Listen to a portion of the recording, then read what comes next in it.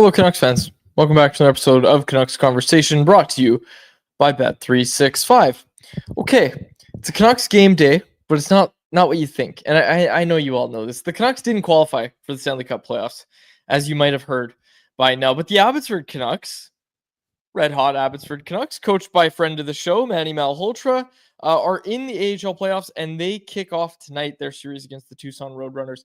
It's going to be a good one. We had an extensive preview over at CanucksArmy.com that went up this morning. It was courtesy of Dave Hall, who I want to say right off the bat, obviously does a great job. You hear Dave Hall all the time on this show. On top of writing the post-game reports and, previewing stuff, and Jeff Paterson's going to help out with that as well. Dave and Jeff Paterson, Dave Hall, are teaming up to bring you Rink-Wide Vancouver AHL post-game shows. So and love Rink-Wide Vancouver. After every Canucks game, Jeff has you covered. Usually it's Jeff and Irf, or there's a rotating cast of hosts, including Harmon and myself, but it's going to be Abbotsford with Dave Hall and Jeff Paterson. It's going to be really good. Show goes live 5 minutes after the final horn. Go subscribe to the Rink-Wide Vancouver YouTube channel. It's also streamed on the Canucks Army social channels, but Rink-Wide is a great spot to be post game. So make sure you check it out. Rink-Wide Vancouver. Not too much on the Abbotsford Canucks, aside from the fact that they're a really fast young team and they're a lot of fun to watch. It's cool seeing the next wave of Canucks come up. The cool thing, and because we have a projected lineup, Elias Pettersson, that boy's an NHLer. 20 years old, he's not on this team. Like he's not playing tonight. I know people are going to ask who they can see, and we'll get to that in a second. But DPD talked about this at the end of the year too. He's like, "Oh, are you disappointed that you don't get to go to Abbotsford?" And he was kind of like, he as humbly as possible. You could tell that he wanted to say, "No, it means I'm an NHLer. Like I am an NHLer, and that's what that means." He tiptoed around it, obviously, but he kind of like laughed a little, and he's like, "Oh, it might be good for my development, but like I'm really happy here," or whatever. Like. I wanted to see a little swagger from him, but I get it. I get why he couldn't come out and say, "No, I don't want to be in Abbotsford. I want to be here, and this is where I am, and this is where I'll be next year." I loved that for DPD. But the players you can see, obviously, you're going to see Kirill Kudryavtsev, Akita Hirose, Cole McWard, those types of guys. But Victor Mancini, there's a guy who was with the Canucks to finish out the year that is going down to Abbotsford. He scored a goal in one of the Abbotsford Canucks final games of the regular season as well. So Victor Mancini going to get a shot on the top pairing, it looks like, alongside Christian Wolanin down in Abbotsford. A great spot for him to be. Obviously, you've got Arshdeep Bains, Atu Ratu, and then Jonathan Lekkerimäki going down as well. Max Hassan, Linus Karlsson round out the top six. And that's the end of the NHLers that are down there right now. The guys that finished out the NHL season with the Canucks. And of course, Artur Shilov's Nikita Tolopilo as well. And you know who I'm starting in game one. Yeah, this is a stacked roster when you go from top to bottom, forward group, blue line, goaltending. I mean, it's telling, for example, that Sammy Blais is a third line AHL forward when he was a highly regarded bottom six NHL forward just a few years ago, or Jujhar Khaira was an everyday fourth liner in the NHL a few days ago. Now he's projected on an AHL fourth line. The scoring punch of Ratu, Bains, Lekkerimäki, that's a vaunted top line. Di Giuseppe was an everyday NHL player last season, still played 20 games this year. He's on your second line. Linus Karlsson, who didn't just hang at the NHL level, but showed that he could legitimately move the needle in a fourth line role. And it was even effective on power play 2 at times. He's on the second line as well. And then on the blue line, the fact that Akita Hirose and Cole McWard is your third pair just speaks to how deep the blue line is as well. And to have two capable goaltenders in Tolopilo and Shilovs as well, it'd be disappointing if this Abby team doesn't go on a really deep run here. Absolutely, and that's what we're hoping for. We're going to keep talking Abbotsford Canucks. We'll probably get some Abbotsford guests as well, but we are rooting for the boys. Are we? Well, okay, here's the thing. We obviously don't cheer for the NHL team. I'll just say it. I'm rooting for the Abbotsford Canucks. I want them to do well. Am I allowed to say that? Are you going to let me say that? Sure, yeah. I want them to do well so the fans are happy, but I don't know if I'm cheering wins and losses like you might be. I've already got my Abbotsford jersey. I'm ready to go. Okay, maybe you're right. Well, the fans are only gonna be happy if there's wins, so I'm hoping these guys do well and go on a deep run. I don't know why you hate them so much. What did Ty Mueller ever do to you? Okay. Anything else on Abbotsford that you wanted to get to? No, just excited for the games. Okay, so game 1 goes tonight. If you can't watch it, just tune into Rinkwide. You're set. Jacob, we're gonna have highlights on that show. Are we able to do that?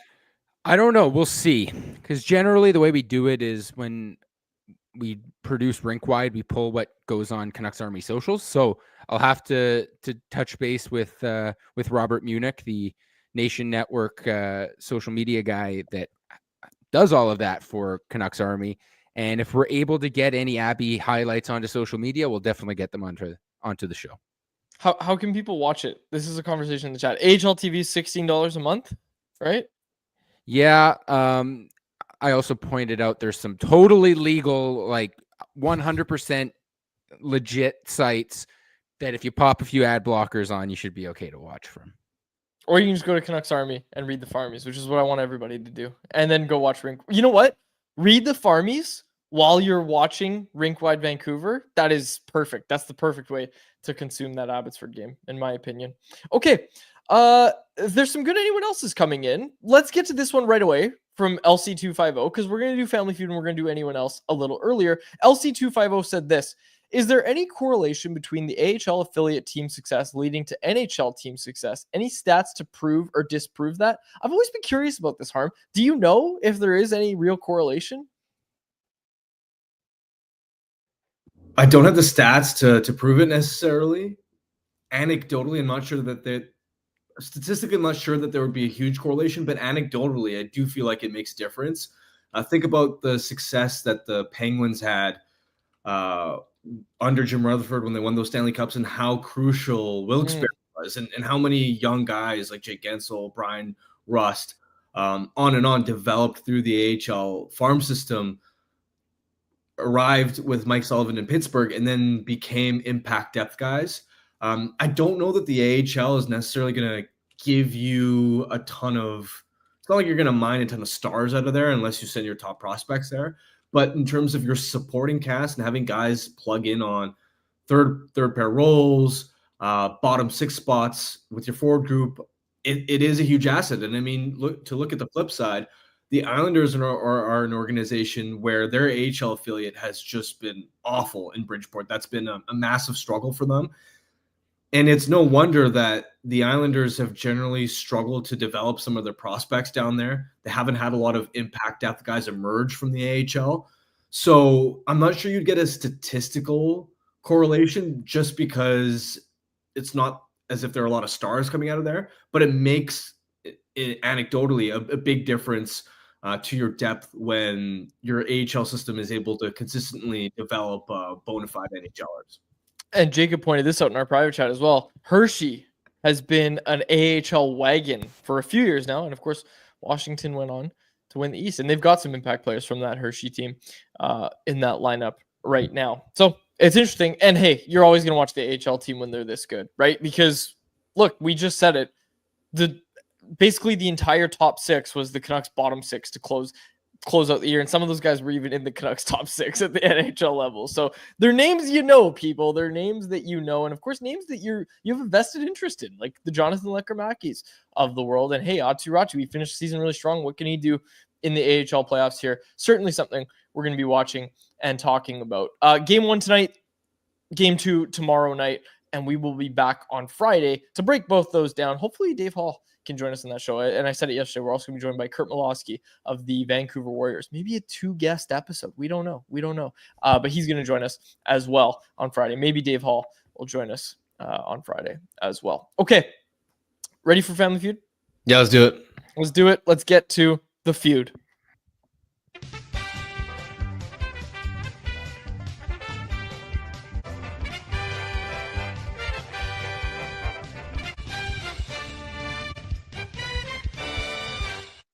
Welcome back to another edition of Canucks Conversation Family Feud.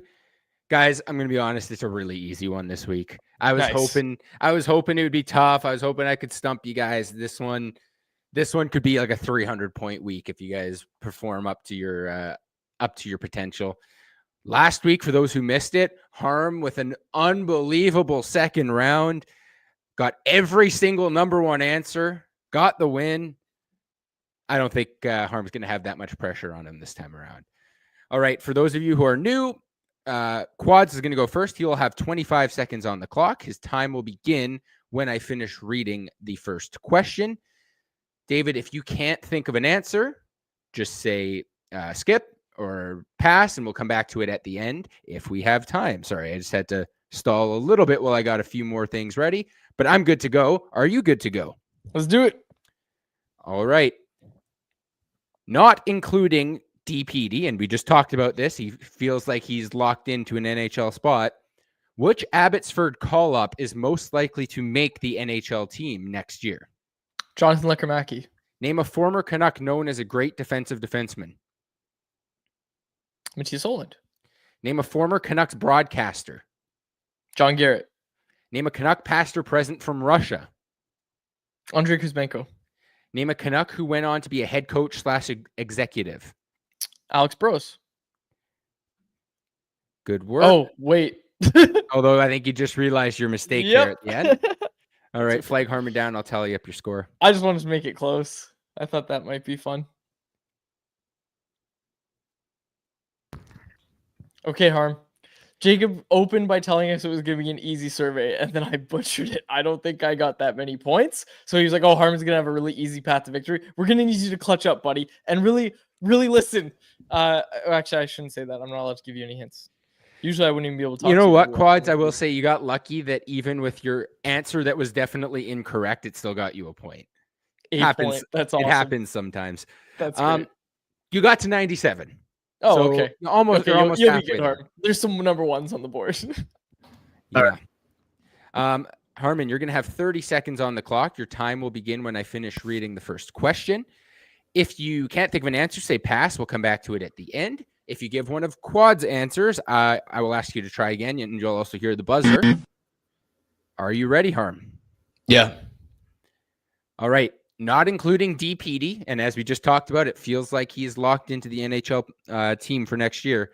Not including DPD, which Abby call-up is most likely to make the NHL roster next season? Atu Ratu. Name a former Canuck known as a great defensive defenseman. Chris Tanev. Name a former Canucks broadcaster. John Garrett. Try again. Jim Robson. Name a Canuck past or present from Russia. Nikita Zadorov. Name a Canuck who went on to be a head coach / executive. Pat Quinn. Good work. Good work. Harmon, I said Alex Bros for the last one. Well, so we won, obviously. Well, how do you know that you won? Because I got 97 points and all of Harmon's answers were better than mine. Well, we'll go through it and find out for sure. All right. So for not including DPD, which Abby call-up was most likely to make the team, you guys got the number 1 and number 2. Ratu was number 1. Lekramacky was number 2. Linus Karlsson, number 3. Victor Mancini in at number 4. Former Canuck known as a great defensive defenseman. Now, I reformatted this question because like after we got over 70 responses, and the original question was like, who's the best defensive defenseman in Canucks history? Everyone was answering like from 2000 onwards. So I just kind of reformatted it for the last few people who responded because there was nobody from the 70s, 80s, or 90s in the response list, which bodes well for you guys based off of your responses. Quads, you said Matthias Oland. That was 15. Harm, who did you say again? Tanev. Tanev was the number 1 answer with 37 points. So that gets you up to 180 already. Oh, let's go. All right, come on. Number 2 answer in there was Oland. Number 3 answer was Willie Mitchell. Former Canucks broadcaster. Quads, you got the number 1 answer. It's Cheech. Everyone loves Cheech. It's great to hear him doing some playoff hockey right now as well. Harm, you said Jim Robson. Jim Robson was the number 3 answer. Got you 17 points. So you only need 3 points here. Jim Hewson was the number 2 answer. Tom Larscheid came in at number 4. Canuck past or present from Russia. This is one where I am shocked neither of you guys got the number one. Pavel Bure? Yeah, No one gets Bure? true. Quads, you said Andrei Kuzmenko. Kuzmenko's a wild pull, though. Number two Second. answer, Andrei Yeah, Kuzmenko. exactly. You said Zadorov. That's worse than Kuzmenko. Zadorov was the number 5 answer, but Wow. enough Kuzmenko 2, points to give you guys Zadorov the 5. win. 9 points. This one was really fun because after Bure, everyone was separated by only 1 or 2 points. You had Kuzmenko, Trampkin, Larionov, Zadorov, Trampkin's Mogilny. Did Trampkin finish ahead of Zadorov? Trampkin finished ahead of Zadorov. That's wow. Some honorable mentions to Artem Chubarov. Who else is I'm scrolling through here? Podkolzin got a few. Fun one. But yeah, no Pavel Bure was kind of surprising. So you guys are already there, but we'll go into the last one anyways. Former Canuck player who went on to be a head coach or executive. Quad says Alex Burrows, who has never been a head coach. Manny Malhotra would have been an okay response because at least he's been a head coach in the American Hockey League. He was actually the number 3 answer. Harm, you hit the number 1, Pat Quinn, 25 points. Number 2 answer was Trevor Linden, obviously, who became team president. Malhotra Luongo? at 3. Wow. Luongo got some votes. He tied for number 5.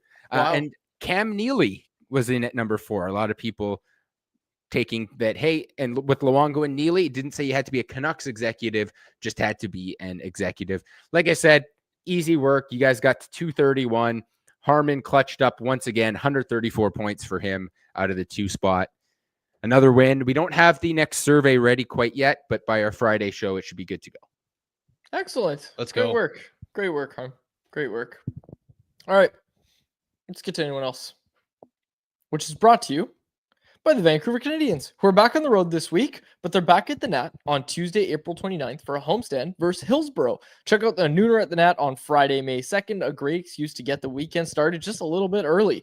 Check out the White Spot Family Fun Sunday on May 4th, where kids can run the bases post-game. And hey, it's May the 4th. May the 4th be with you. It's Star Wars Day at the Nat. For tickets, call 604-872-5232 or check out CanadiansBaseball.com. Okay, I went to a Star Wars Day at Nat Bailey Stadium once, and I don't know why because we've done this read for a few days.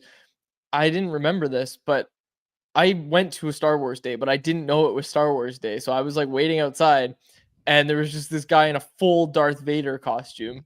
Like it's hard to even call it a costume. Are you familiar with cosplaying? Like anime conventions and stuff. No. Yes. No, that's cosplaying. Yeah. Harm's got it. Anime conventions. Cosplaying is just like That's what people do at anime conventions. They like dress up as characters. And they whatnot. also do it there, but cosplaying doesn't just mean. Hold on, cosplaying. No. That's not what it is. Isn't it just adults that wear costumes? Well, no, I'm not saying that's specifically Now like exclusive to anime conventions. I was just giving an example of like, oh, cosplaying is what people do at anime conventions, for example, right? Oh, it's short for costume play. Yeah. Okay. Oh, and it's okay. Originated in Japan. You're right about the anime thing. Oh yeah. Activity or practice of dressing up as a character from a work of fiction. Huh.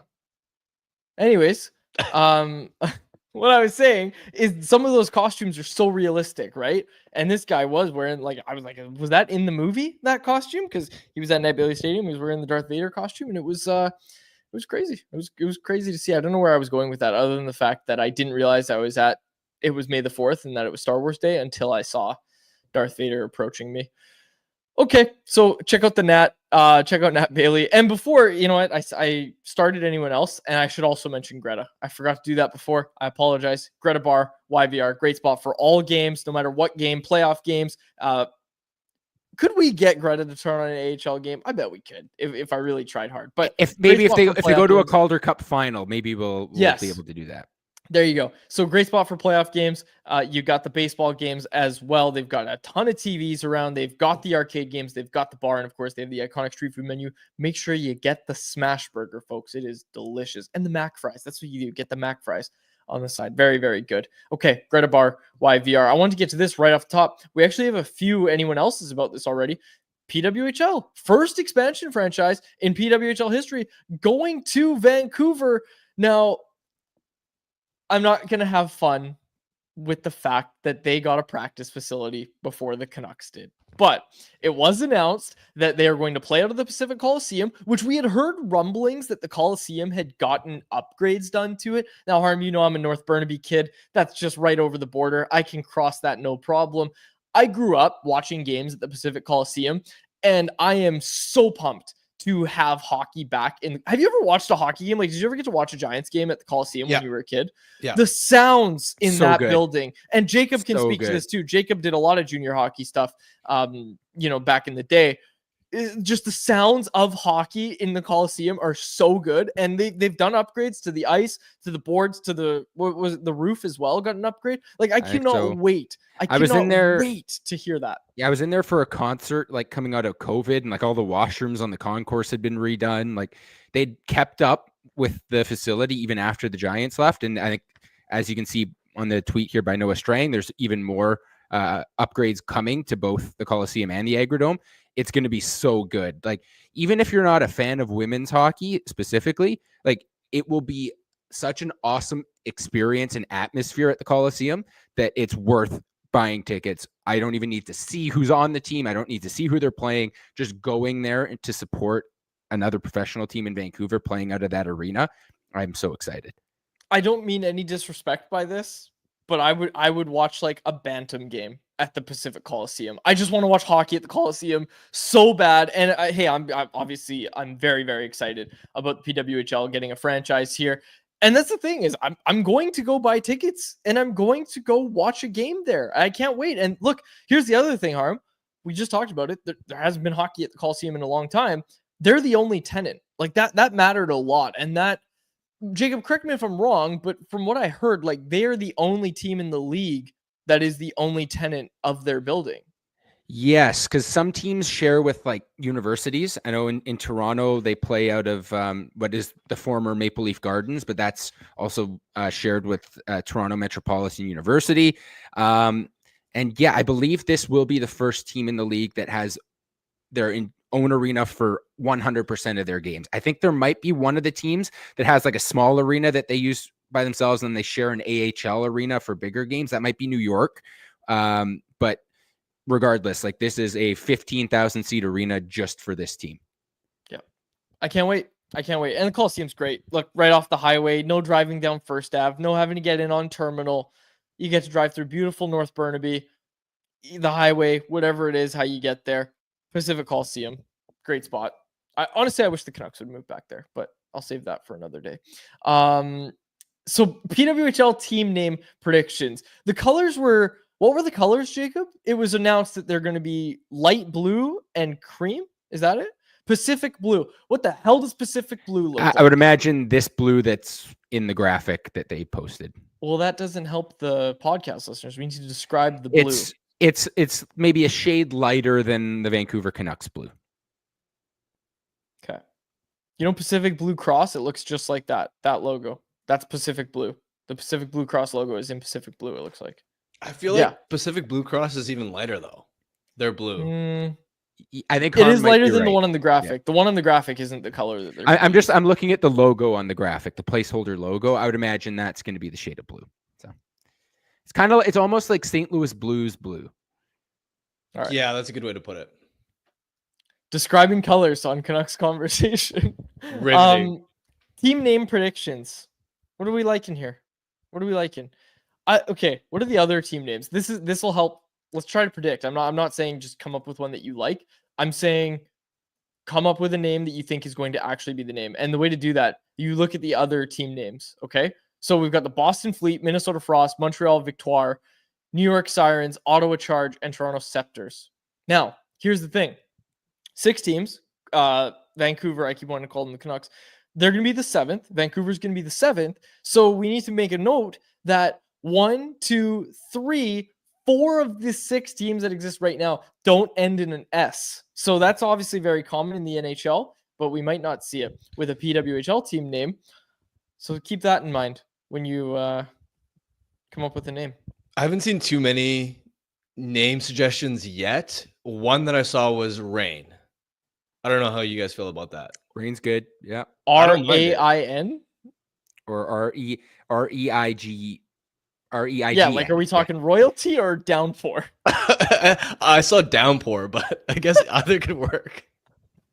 Just rain? Like it's raining? Well, I I think don't think rain I don't might be like tough that. because there's, you know what? I actually kind of like it.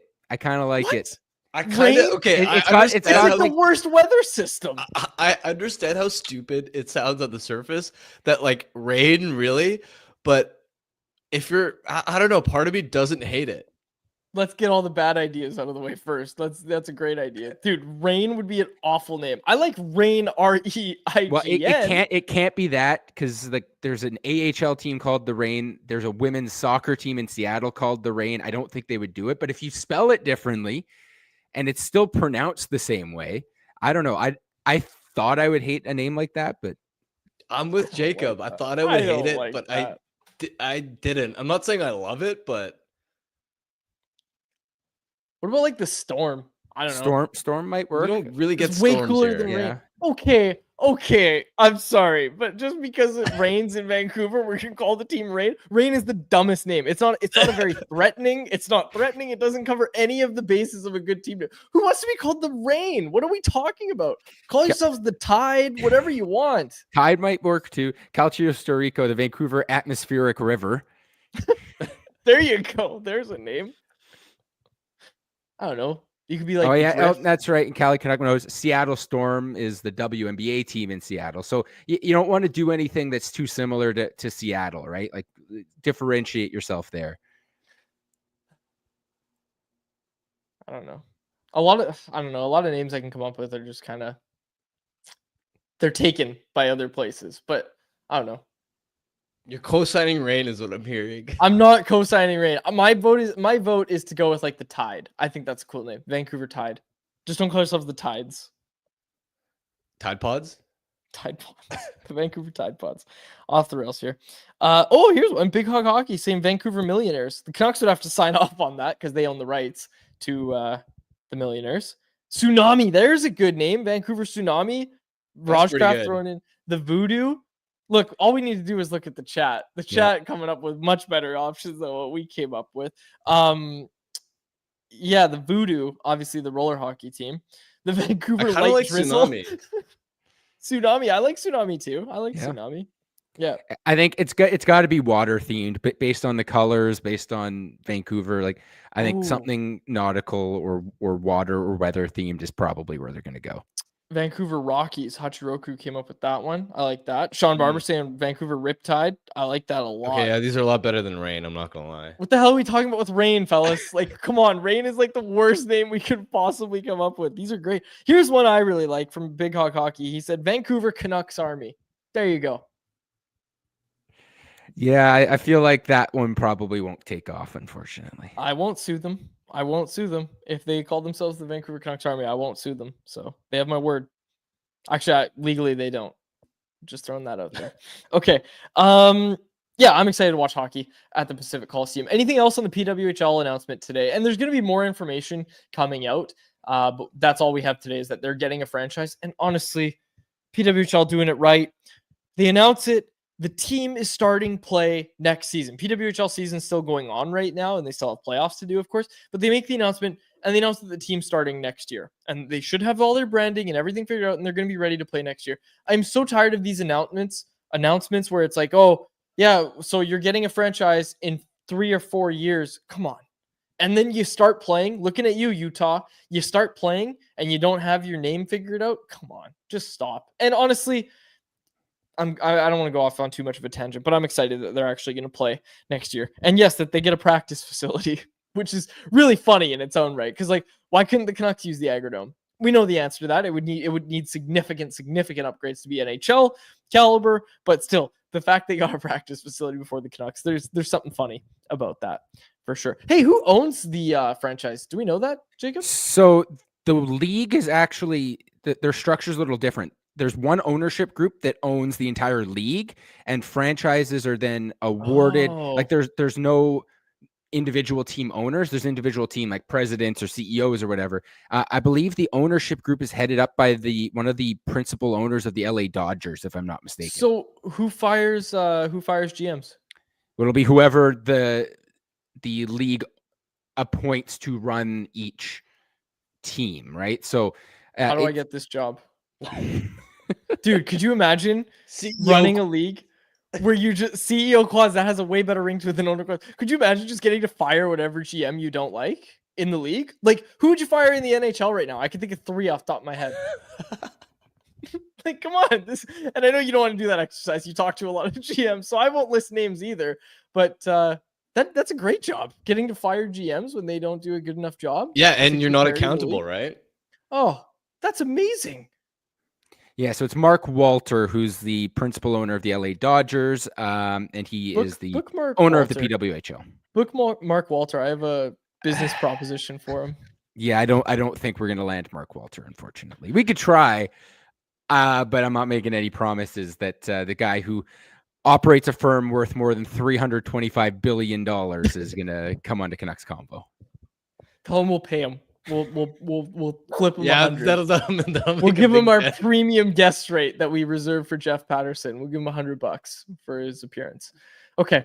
Enough PWHL. You guys all good? Yeah. Okay.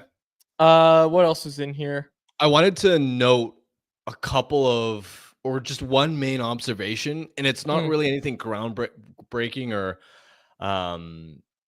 or brand new, but just watching the start of these playoffs, you see the Sens and Devils down 2-0 already, and the consistent theme from both sides, and obviously the Devils are dealing with a lot of injuries, but the problem for both teams has been a lack of offensive juice at 5-on-5, and they're also built to a similar play style as the Canucks, where Keefe's Devils and Green's Senators both try and play lower event hockey, defensive structure first.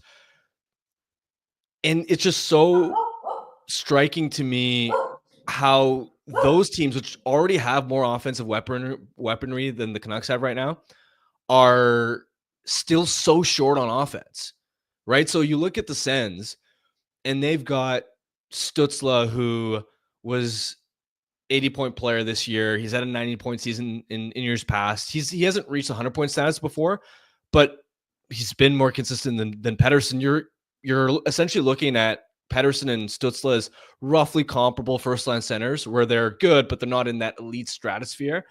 Sens also have Drake Batherson, who's a near 70-point guy, would be the best winger on the Canucks. Brady Tkachuk, obviously, Claude Giroux, and Dylan Cousins, and yet you look at the Sens and go, oh yeah, not enough offensive juice, right? So to have all that talent and to still fall short because the other side has Matthews, Marner, Nylander, Tavares, Nyes all firing, speaks volumes. And then even the Devils, right? You subtract Jack Hughes from the equation, and still they have Jesper Bratt, who scored 88 points this year. Nico Hischier scored 35 goals this year. Timo Meier would be the best winger on this team. And yet we're talking about the Devils as first-round cannon fodder. They don't have enough offensive juice. They can't create 5-on-5. It just goes to show you that even when we're talking about the Canucks and needing to add a centerman or needing to add another game-breaking winger, this forward group is so far away from having enough elite talent to actually contend for the Stanley Cup. It's legitimately really worrying to me. I look at the Florida Panthers, for example. We saw how they dusted the Lightning last night. They had Brad Marchand on the third line. And let me ask you this. So Brock Besser's not under contract for next year. Do we agree that Jake DeBrusk is probably the Canucks' best winger right now? Absolutely. Dude, he led them in goals this year. Where would he rank among the Panthers' best wingers? Worse than Brad Marchand. Well, let's go through it. Reinhart, you'd take ahead of him. Verhaeghe, you'd take ahead of him. I know Verhaeghe only scored 20 this year, but he's been a 40-goal guy in years past and has a better overall track record. You'd obviously take Matthew Tkachuk over him. You'd take Brad Marchand over him. DeBrusk would be the 5th best winger on the Florida Panthers. It just, and again, elite talent, players who can score 35 goals, score 80 points, 90 points, are so hard to come by that I just look at these playoffs and Like the Canucks aren't even at the level where they have the same offensive power as the Sens and the Devils, who can't score early in the first round so far. Now here's another exercise. Who's the Canucks' second best winger?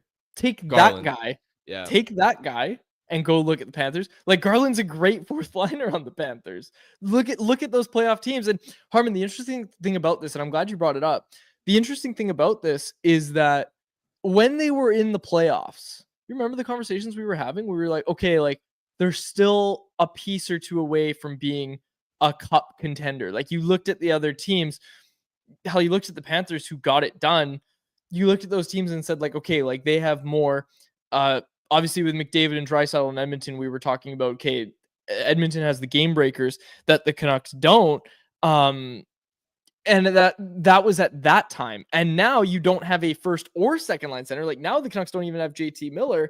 That makes it an even more interesting conversation, I think.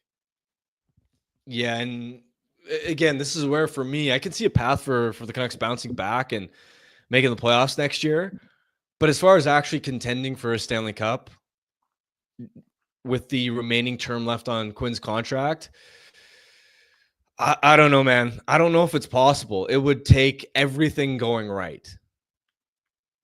I really liked your take yesterday. And we clipped it, and I think people on social media saw it too, and were like, you know what? Harmon's right, that maybe I didn't love a Demko extension in a vacuum, but this team needs to take some risks, and they need to, and not to rehash the whole Demko extension talk that we did yesterday. We talked obviously extensively about it yesterday. I think you're right that this team just needs to take some risks, and yeah, they're going to need to make some moves. Okay. I had Bert on the podcast. For those on the podcast that can't see, Bert has been on screen for the past, like, I don't know, 3 minutes. So here's Bert.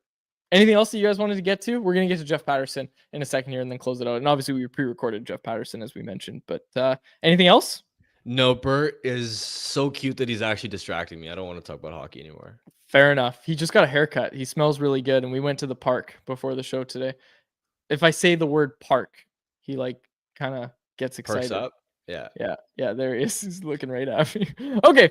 We'll close it out there. For now, we'll get to Jeff Paterson. But before we do that, I need to tell you, watch out, Bert. I got to get to my ad script here. I got to tell you that Jeff Paterson is brought to you by Pacific Toyota dealers who want to tell you about 100% electric Toyota BZ4X. An SUV packed with plenty of space, the BZ4X can handle any terrain and can take you from the city to the slopes. It's backed by the peace of mind that comes with knowing you're driving a Toyota. And if you're driving a BZ4X, you get access to HOV lanes even if you're driving alone. When you choose the BZ4X, you can get up to $6,500 in rebates and incentives. And now you can finance a 2025 BZ4X from 0.99% APR for 36 months. Visit shoptoyota.ca or your local Pacific Toyota dealer today. All right, let's bring him in. Jeff Paterson. Yes, now Jeff Paterson joins the show. Jeff, this is our first chance to talk to you, not only from management avails, but also player avails, which took back all the way on Friday. It's been a while since we've chatted with you. Let's start with the player avails. What was your big takeaway from that day?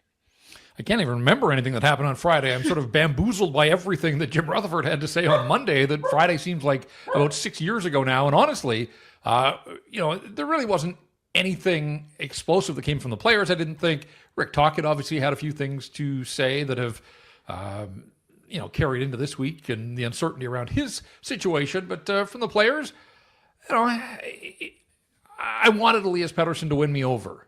Not that he has to, because anything that he says now is just words. The damage was done with the season, and now he has this offseason. We'll see if he makes it through as a member of the Vancouver Canucks or listening to Patrick Alvin. Obviously, all options are remaining open. But, I guess I walked in there and was hoping to hear him take a little more ownership of his season and recognize his importance to this hockey club. And I just kind of felt like he could have tried to patch things up a little bit better. He was good 6 weeks ago when we had him in the locker room, and he kind of took a little bit of ownership for some of his issues. When Harm asks him about the NHL Edge data, like, you can't escape that, and he knows it. And I don't know whether it's on him or his agent or the hockey club to prepare him a little bit better, but he had to know a bunch of those questions were coming. And quite frankly, just to look at you, Harm, and say, nope, I don't really have an explanation. last year I didn't think Philip Hronek tried very hard on media day, and that's why I kind of pushed back on him. I was having those same sorts of feelings this time around with Elias Pettersson, that you're making your money. You do this at the end of every year. You know what's coming, and you've got a fan base that wants to get behind you, and you didn't give them much, I didn't think, there. So, on that front, a little disappointing to go into the offseason. Great. Glad to hear that he's been in the arena working out every day. Those, baby steps. But just in terms of what I heard from him, he left me wanting. Management fielded a ton of questions about Pettersson. There was a lot of meat to chew on. Based off their commentary, what did you make of their overall narrative and comments surrounding Pettersson? I think my overall takeaway was, yes, they may have doubts about him taking that next level, and they're clearly challenging him in a lot of ways. But it also sounds like a management group that recognizes how thin they are on game-breaking players and recognize that he does have the talent to bounce back. And honestly, walking away from that press conference, I was left thinking that it's more likely than not that he's a Vancouver Canuck come October. Yeah, and I think some of the other comments around just how difficult it is to address all of their many needs makes you think that they're going to bet on this guy to bounce back. And look, he's been Rookie of the Year. He's been an All-Star. He's been a 102-point player. I didn't get a chance to ask him, but if I had, I would have said, Elias, do you feel like you have something to prove to yourself, to your teammates, the organization, the fan base next season? Because again, he's accomplished an awful lot. And yet this season, and really going back to the All-Star break a year ago, so highly disappointing. But what I can't get past, guys, is this notion that this player who's now a veteran, like he's not young anymore. Like he is in the prime of his career, at least you want to believe so. And we keep hearing about commitment, about practice habits, about preparation. Like, how can that not just be the baseline for any guy that's a regular in the National Hockey League? And so after all these years, for those same things to be brought up time and time again, the question Jason Bruff put to both Alvin and Rutherford, I thought was a good one. Like, are you still having trouble getting through to this guy? And it does feel like on some levels, yes, organizationally, he shows up and he plays, but it kind of feels like he's his own guy. He's got his own training. He doesn't seem to want to own some of the struggles. And so I can understand the frustration. And if that was at the root of ultimately whatever went down between JT Miller and Elias Pettersson, a lot of time was devoted. We didn't get specifics, but it's obvious now, if it wasn't before, that personal relationship sunk their season. And so, I would like to have seen him take a little bit more ownership of that as well. So, but I'm with you. Like, I think he will be back, even though Alvin said they're keeping their options open. I mean, what else is he going to say? I think that was the right thing for the manager to say. But no, I think that Elias Pettersson's going to be back. And yeah, it's going to be a fascinating 4 months here to see ultimately how he applies this time, understanding that there is now pressure on him to show up and be the best version of himself when training camp rolls around. Just to expand on that a bit, like I've thought about this in the days since. We've never heard this from anyone else, that Elias Pettersson's practice habits and this needs improvement. Like the guy was putting up 100 points. I don't care what you're doing to do that. You were getting 100 points. Do that again. The thing I keep coming back to is this knee injury, and not for the reason of, it's what stopped him, but he seems to believe that that's what really impacted his training and his preparation. So if that's behind him, like to me, that's a glimmer of hope that if that knee injury is behind him and he is able to give it his all. We heard 3 days in a row in the gym. We heard all about it. That could be a big impact for the player. And I know the team doesn't seem to really buy the knee injury thing as much. But if he believes it and it's better now, like there is some hope that he should be able to put in that offseason work and get back to the player that he was. Yeah, absolutely. And it's pretty clear too that this organization isn't buying the knee as the be all and end all as the reasons for his struggles. And Harm, I read your piece at The Athletic, putting my subscription to good use. And I too am reminded, and I know you tweeted out, like doing the deep dive there in the work, just all the highlights you watch. And I think back to the goal that he scored on home ice against Columbus a few years ago, where he came out of the penalty box and looked like he was shot out of a rocket and then scored on a breakaway. Like, it was an incredible sequence. And you had documented a bunch of those. Like, that doesn't even look like the same player. Like, it doesn't even look like it's on the same planet with a lot of the highlights.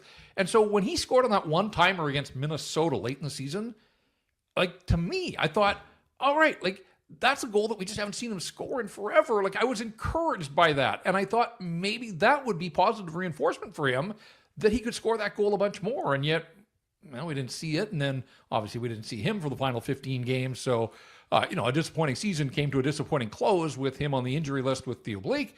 But, I want to see this guy do whatever it takes in the offseason to get back. Like, I just get personal pleasure watching him unload one-timers. Like, he has an elite level shot. He has since he was a rookie. He can beat goalies cleanly with it. And there's such a reluctance there. And I'm watching the playoffs here. And, the LA Kings the other night, was it Fiala? Just off a set play on a power play, boom, one-timer back of the net. And I'm thinking, like, why can't this guy get back to being that kind of player with that kind of weapon? And so, if the knee isn't an issue, then, do whatever it takes to put in the shifts here in the summer months to come back. And I don't know if he's going to be better than ever. Like, he may never get to 102 points, but with the skills that he's been blessed with, there is no reason for him not to be a 90-point player in the National Hockey League. And if he's back, then they're banking on that, and they need that to happen, because without it, we have seen the struggles that the Vancouver Canucks are going to have down the middle of the ice,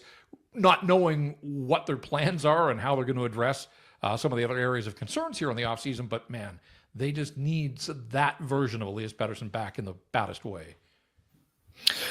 Management also said they're expecting to get a decision from Rick Tocchet later this week. How would you grade his overall work as Canucks head coach? And if he decides to go elsewhere, is that a significant blow in your mind? Because I think the fan base is kind of divided on Tocchet's work, especially this past season. Yeah, and look, I was a little surprised at the whole sort of full-throated endorsement from Jim Rutherford about how he thought the coaching staff did as good a job or better this year than last year when Rick Tocchet was named Coach of the Year. Look, the buck has to stop with the head coach to some degree. But I come back to this disconnect of, for the people that say all he wants them to do is dump and chase and, how can you ever score? How can you have Quinn Hughes get to 76 points in this system as a defenseman? And yet the forwards are the ones that, have struggled. Nobody got more than 50 points. I still can't figure out how they can harness Quinn Hughes' greatness a little more so that, the phrase about rising tides float all boats, like Quinn's going to do what Quinn does and get his. How do the other guys draft off Quinn Hughes to see their production boost? And I guess the question is, whether it's Rick Tocchet or a new head coach, do they need to get more out of the shifts when Quinn Hughes is on the ice and tilting it in the Canucks' favor, or do they need to get more in those moments when he's not on the ice? And I think, maybe the answer is both, but I think there's two sort of ways to look at that. As for Tocchet, like, it seems so remarkably quiet around him right now after Jim Rutherford said what he said, which was, we're prepared to go to a stratosphere that we've never been to as an organization in terms of compensation for head coach. And it feels like they've put an offer in front of Rick Tocchet, but, here we are midweek, and Rutherford said he thought that there would be an answer by the end of the week. There's still time here, but it's just so quiet right now that, like, my gut is telling me that the Vancouver Canucks are going to be in the market for another head coach here, where my head sort of thought, all right, at the end of the season, even though it wasn't a perfect season by any stretch of the imagination, there isn't going to be the off-ice turmoil that everybody had to deal with, that the waters will be smoother next year. I guess I figured that Tocchet would be back, but as I sit here right now, I'm not convinced. And you're right, like, it is a fractured fan base in terms of the ones that want him back and the ones that don't. But it just comes back to, if Rick Tocchet goes, like, this organization cleaned house in December of 2021. It's now April of 2025. You'd be looking at a fourth head coach in less than 4 years. And, we used to all mock the Edmonton Oilers for running through a coach a year, essentially. And where did that get them? Like, that's the surest sign of instability, is if you have four head coaches in 4 years. Like, what in the world is going on? It can't always be the coach. And so from Travis Green to Bruce Boudreau to Rick Tocchet to whoever is next. But, if you're in a Tocchet situation, you step back, you look at the direction of the hockey club, you look at some of the opportunities that are out there. There's probably going to be more, right? Usually a team that flames out in the first round, there's a coaching change during the playoffs. So, I don't know that the openings that are there now are the only openings that there will be in the National Hockey League. Rick Tocchet's got options. He's got some leverage here. And so we'll see where it goes. But I don't know. Again, just sort of the silence for most of this week right now. My gut's telling me that there's going to be a coaching search here for the Vancouver Canucks. We don't see it often in the league that a head coach says, you know what, thanks, but no thanks. I'm going to walk away. We saw Paul Maurice do it, right? Had some great success with the Florida Panthers, obviously doing that. But in Vancouver, it's especially odd. Like, in the history of the franchise, has there ever been a coach that's walked away? Because the only one I can think of is Pat Quinn, but that was to become a GM. And or focus more on being a GM. Has there been another one?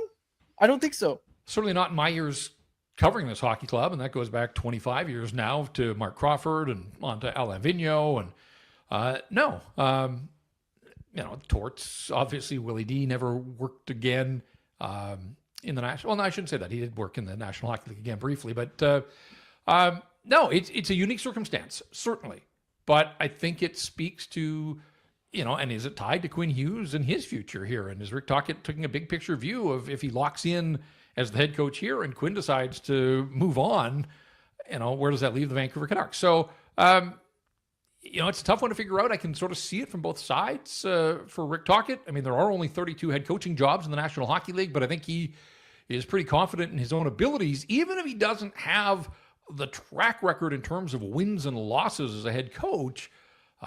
There still seems like there would be a lot of interest in him around the National Hockey League. And if he wanted to work as an NHL head coach again, I don't think he'd be able to work long. He's also got the TV background to return to if that's the direction that he, if he truly wanted to step away and recharge here. So I hope it doesn't drag on. I don't think the Canucks want it to drag on. And so we'll see where it goes to the end of the week. But, at some point, a decision has to be made here. And if Rick Tocchet wants to explore his options, then, the Vancouver Canucks are right back in that predicament of trying to find the next guy to lead this team out of the wilderness. One of the most interesting takeaways from the last few days has been that both Thatcher Demko and the Canucks seem open to the idea of a contract extension. Quads and I spent a lot of time on yesterday's show discussing what that could look like, whether it makes sense for the team or not. Where do you stand on the possibility of a Demko extension and whether it is in the Canucks' best interest to explore one? Well, first, let me compliment you guys. I thought that was a great discussion yesterday, and it's a fascinating topic, certainly. And to hear Jim Rutherford say the risk has to be absorbed by both sides, it got me to thinking. And Quad, you sort of laid it out here, that if Thatcher Demko plays out this final season and gets hurt, that's 3 years in a row. If you go back to last year, the way it ended, this season, obviously, and if he has another one like that, what kind of leverage can he get? He's going to be 30 in December. And that's not to say that he can't still have a lot of good years ahead of him, but he's going to be 30. And so I wondered about the idea, who'd say no to a 1-year extension at around $5 million that would give Demko a little bit of certainty that if he has a season that goes sideways again, he's got another year.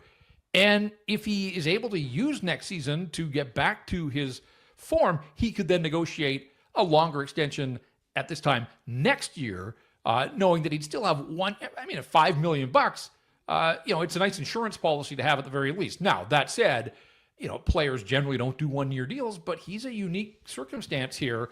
I still think the best case for him is probably to get one of those 4-year contracts that we saw with a guy like Linus Ullmark get. I don't think he's going to get the Jacob Markstrom 6x6 at the age of 30 with his track record. And so, it's fascinating to me. We saw it in a spurt there, guys, just ahead of the Four Nations.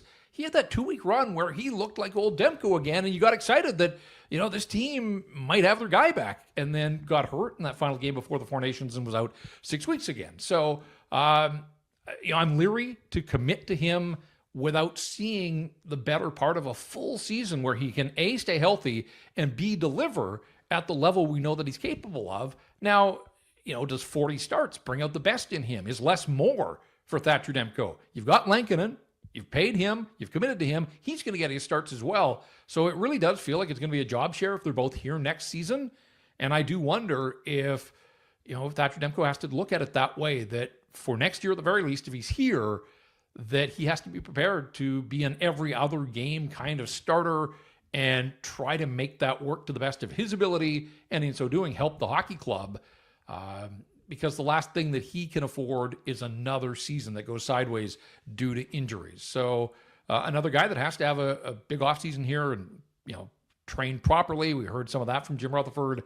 And, Demko seemed like he was in a pretty good frame of mind when he met with us. And that's not always the case. He can come across as a little dour sometimes. But I was, I guess, pleasantly surprised to see and hear some of the things that he had to say, committing that he wanted to be a Vancouver Canuck for the long run, but there's only one net and they've already committed to the one guy. So we'll see where it goes, but absolutely a fascinating discussion yesterday. And I think one that's absolutely going to bear out and be worth watching here heading into the offseason.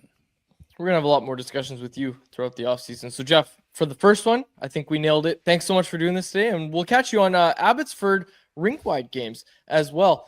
We were just talking about this. Little scary to think of a triple overtime in the AHL. Hey? Don't say it, because the first playoff game last night, Coachella Valley beat Calgary, I think, in 3 overtimes. But we're in for the long haul. So, we weren't ready to park rink wide just yet. Always have fun post-game. You guys have helped me out throughout the season. Dave Hall, who has done a terrific job and, positioned themselves nicely in the market, watching Abbotsford, covering Abbotsford and all the Canuck prospects. Dave's going to join me, and we will break down whatever we see from the Abbotsford Canucks. A 3-game series can be a bit of a crapshoot. I know they're all at home, but boy, it puts the importance on the first one.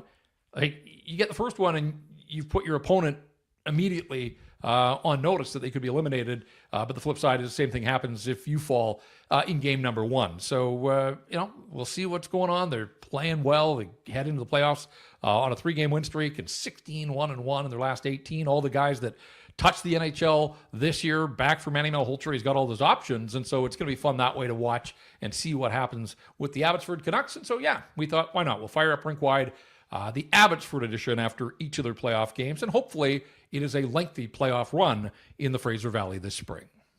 I heard all that answer, but someone rang the doorbell, so I had to make sure Bert wasn't freaking out. But Jeff, we're excited. Rink-wide. Dave Hall joining you, right? Yep. Excellent. Okay, awesome. Jeff, thanks so much for taking the time today. We really appreciate it. All right, guys. Thanks. There he is, Jeff Paterson, the host of Rink-Wide Vancouver, Abbotsford edition. Good chat. Someone I didn't have a doorbell before, so Bird is getting used to the doorbell, but it was a package I had to sign for. So I was getting hyped up. I was like, I'm gonna get to close this out. This is something I don't ever really get to do. And then you can close out the show. Back in. You can close out the show. It's okay. No, you can close out the show. Why not? I feel like I'm gonna butcher it. Okay, all you say is for my co-host and my name and and our technical producer Jacob Lazar. You say your name and then you close it out. But before we do that, I want to get to the Bet365 bet of the day. Okay, Harm. Oilers, Kings, Stars, Avalanche, Habs, Caps. Which one of these do we like? I was so close. One of those is on the no bet list. Just reminding you. Oh, thank you, Jacob. I was so close to hitting my Ottawa bet yesterday. Breaks my heart that they lost that game in overtime. But we're gonna go with the Edmonton Oilers, who are the underdogs tonight.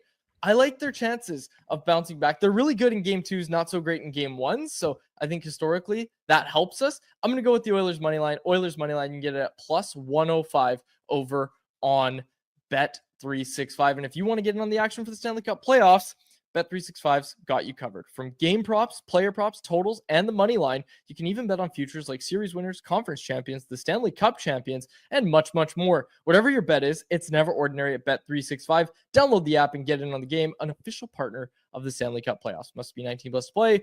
If you choose to play, please play responsibly. All right, Harmon, take it away. For my co-host, David Quadrelli, and our technical producer, Jacob Lazar, thank you so much for listening to another episode of Canucks Conversation. Nailed it. Canucks Conversation is live Monday through Friday, every weekday at 2 p.m. over on the Canucks Army YouTube channel. Make sure you like, subscribe, and interact in the YouTube live chat